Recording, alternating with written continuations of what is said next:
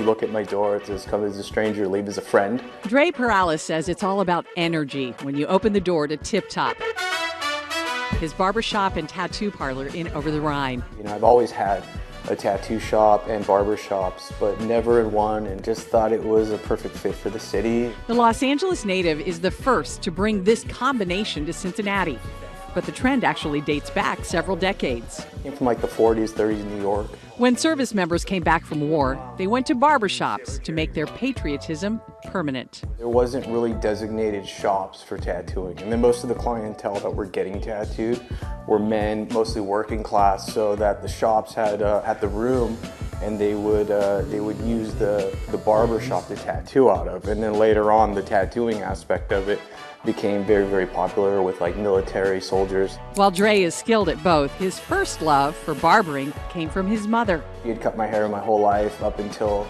it's about like 12 or 13. Then Dre got his own set of clippers and started styling friends. So everybody wanted a haircut. Everyone had a free haircut, you know? So I was the guy.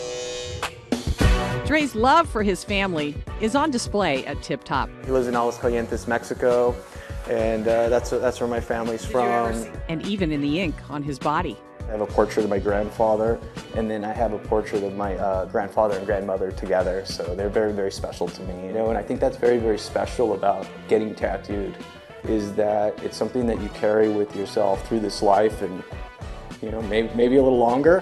What you carry in life is the reason behind Dre's move from LA to Cincinnati.